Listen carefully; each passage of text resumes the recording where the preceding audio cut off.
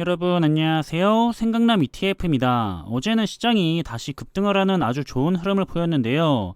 미국의 7월 소비자 물가지수가 좋게 나오면서 일단은 시장이 호재로 받아들인 상황입니다. 그럼 이번에도 시장의 주요 흐름과 이슈들에 대해서 한번 관련된 내용을 살펴보겠습니다. 어제는 미국 시장에 큰 이벤트가 있었던 날인데요. 소비자 물가지수인 CPI 상승률이 시장의 예상치를 밑돌게 나오면서 그 안도감으로 급등을 했습니다.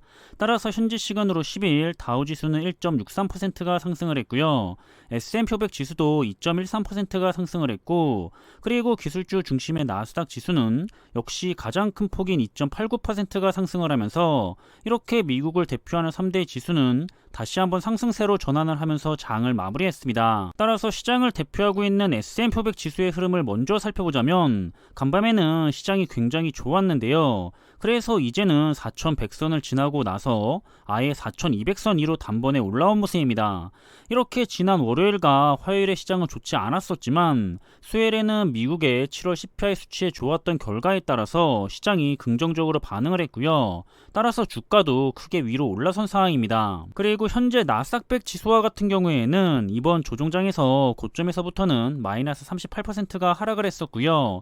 현재는 저점에서부터 20%가 반등해버린 시점인데 기술적으로는 바닥에서 20%가 반등을 하면 기술적 강세장에 진입을 했다고 분류를 하기 때문에 도대체 지금이 아직까지도 약세장 속에 있는 건지 아니면 회복을 시작해서 강세장으로 진입을 한 건지 판단하기가 정말로 어려운 복잡한 시장인 것 같습니다. 이렇게 기술주 흐름에 대해서는 S&P 500 지수보다도 더 예측을 하는 게 어려운 시장인데요. 확실히 변동성이 더 크기 때문에 그런 현상들이 나타나는 것 같습니다.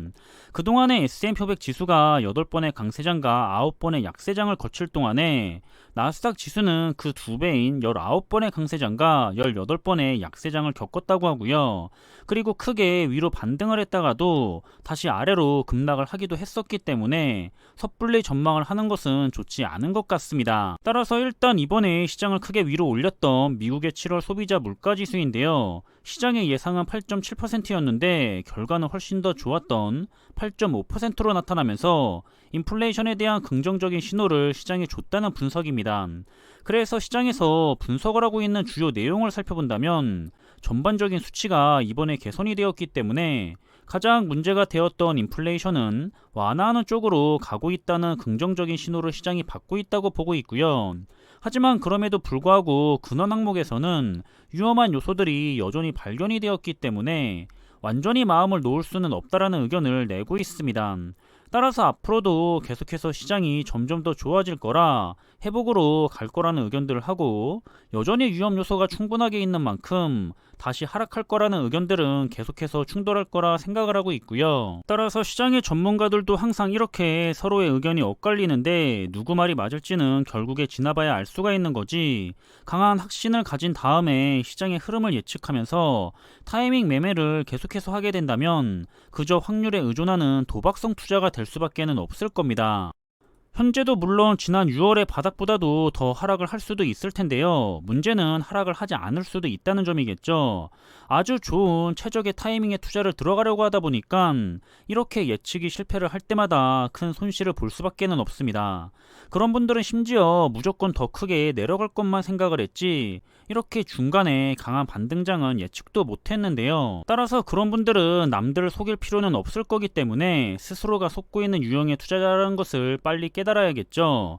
시장의 흐름을 잘 맞출 수가 있을 것 같다라는 착각이나 자만심을 버리지 못하면 물론 운이 좋은 소수는 살아남을 수도 있겠지만 대다수의 투자자들은 결코 좋은 투자를 하지 못할 겁니다. 어차피 우리들은 대부분 장기 투자를 해야 하는 투자자고요. 그래서 매달 적금을 들듯이 추가 매수를 진행을 하면서 수량을 모아나가야 하는 그런 투자자들입니다. 그런데 지난 수십 년의 주식시장의 과거 데이터들이 그냥 꾸준하게 우량주에 대해서 적리식 투자를 했을 때 그 투자의 성과가 장기적으로 좋았으면 좋았지 결코 좋지 못했다는 결과를 보여준 적이 없습니다. 따라서 아주 운이 좋았던 소수만 성공을 했다는 타이밍 투자보다는 꾸준한 적리식 투자로 장기적인 관점에 투자를 진행하는 것이 어떨까 하는 마음이고요. 따라서 스스로가 시장의 타이밍은 알 수가 없다는 것을 이해하거나 인정한 투자자라면 그저 마음 편하게 장기적인 적리식 투자를 하는 것을 꼭 권해드리고 싶은 마음입니다. 이렇게 시장은 일단 좋은 흐름으로 다시 돌아선 상황인데요. 이미 바닥에서부터는 많이 올라와 있는 상황인데 맞추지도 못할 시장의 흐름을 예측해 보겠다고 너무 의미 없는 기운이나 시간을 낭비하지 않았으면 좋겠고요. 좋은 투자 종목들을 가져가면서 그 투자 종목들을 역시 믿을 수가 있어야겠죠. 시장의 우상향을 믿으면서 꾸준히 좋은 투자를 이어가셨으면 좋겠습니다. 일단 저도 기본은 적리식 투자를 기본으로 하고 있고요. 아직까지는 큰 조정장이 왔을 때 심리적으로 아쉬움을 달랠 그런 여유 현금을 보유하면서 투자를 하고 있는 상황입니다. 나중에는 아예 여유 현금이 없이 투자를 해볼 계획도 가져보고 있지만 일단은 현재 상황을 유지를 하면서 꾸준히 수량을 모으는 데 집중을 하고 있고요. 지금도 지난 6월에 바닥을 놓쳤다면서 투자를 못했던 아쉬움을 달래는 투자자분들이 꽤 보이는데요. 앞으로도 계속해서 이런 흐름은 반복이 될 거고요. 우리는 그런 흐름에 적응을 하면서 즐거운 적리식 투자를 즐기면 될 것 같습니다. 시장이 상승을 하면 자산이 불어나는 시간이라 즐거운 시간이고요.